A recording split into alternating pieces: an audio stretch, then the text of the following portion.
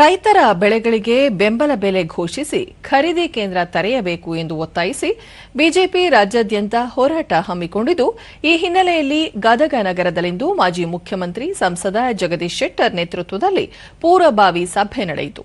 ಈ ವೇಳೆ ಶಾಸಕರಾದ ಸಿಸಿ ಪಾಟೀಲ್, ಚಂದ್ರು ಲಮಾಣಿ, ಮಾಜಿ ಸಚಿವ ಕಳಕಪ್ಪ ಬಂಡಿ ಮತ್ತಿತರರು ಉಪಸ್ಥಿತರಿದ್ದರು. ಬಳಿಕ ಜಗದೀಶ್ ಶೆಟ್ಟರ್, ರಾಜ್ಯ ಸರ್ಕಾರದಲ್ಲಿ ಮುಖ್ಯಮಂತ್ರಿ ಸ್ಥಾನಕ್ಕಾಗಿ ಮುಖ್ಯಮಂತ್ರಿ ಮತ್ತು ಉಪಮುಖ್ಯಮಂತ್ರಿ ನಡುವೆ ಮುಸುಕಿನ ಗುದ್ದಾಟ ನಡೆಯುತ್ತಿದೆ. ಬೆಂಬಲ ಬೆಲೆಗಾಗಿ ರೈತರು ರಾಜ್ಯಾದ್ಯಂತ ಪ್ರತಿಭಟನೆ ನಡೆಸುತ್ತಿದ್ದರೂ ಸರ್ಕಾರ, ಸಚಿವರು ಸ್ಪಂದಿಸುತ್ತಿಲ್ಲ. ಹೀಗಾಗಿ ಇದೇ 27-28ರಂದು ರಾಜ್ಯಾದ್ಯಂತ ತಾಲೂಕು ಮತ್ತು ಜಿಲ್ಲಾ ಕೇಂದ್ರಗಳಲ್ಲಿ ಪ್ರತಿಭಟನೆ ಹಮ್ಮಿಕೊಳ್ಳಲಾಗಿದೆ. ಸರ್ಕಾರ ಕೂಡಲೇ ಎಚ್ಚೆತ್ತು ಮೆಕ್ಕೆಜೋಳ, ಉದ್ದು, ಕಬ್ಬು ಇತ್ಯಾದಿಗಳಿಗೆ ಬೆಂಬಲ ಬೆಲೆ ಘೋಷಿಸಿ ಖರೀದಿ ಕೇಂದ್ರಗಳನ್ನು ತೆರೆಯಬೇಕು ಎಂದು ಆಗ್ರಹಿಸಿದರು. ಅದು ಇವತ್ತೇನಾಗಿದೆ, ರಾಜ್ಯ ಸರ್ಕಾರಕ್ಕೆ ಇದು ಏನು ಸ್ಪಂದನೆ ಮಾಡಲಿಕ್ಕೆ ತಯಾರಿಲ್ಲ. ಈಗ ನಾವು ಲಕ್ಷ್ಮೇಶ್ವರದಲ್ಲಿ ಮೆಕ್ಕೆಜೋಳದ್ದು ಇವತ್ತು ಹೆಚ್ಚಿನ ರೀತಿಯಲ್ಲಿ ಮೆಕ್ಕೆಜೋಳ ಬೆಳೆದಿದ್ದಾರೆ, ರೇಟ್ ಬಂದಿಲ್ಲ. 1700, 1800 ಮಾತ್ರ.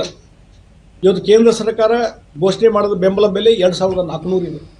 2400, ಅದಕ್ಕೆ ಇನ್ನೊಂದು 600 ಸೇರಿ 3000ವರೆಗೆ ರಾಜ್ಯ ಸರ್ಕಾರ ಸೇರಿಸ್ಬೋದು. ಸೇರಿಸಿ ಕೊಡಿ ಅನ್ನುವಂಥದ್ದು ಬೇಡಿಕೆಯನ್ನು ಇವತ್ತು ಅಲ್ಲಿ ರೈತರು ಮೆಕ್ಕೆಜೋಳ ಹೋರಾಟಗಾರರು ಮಾಡ್ತಾ ಇದ್ದಾರೆ.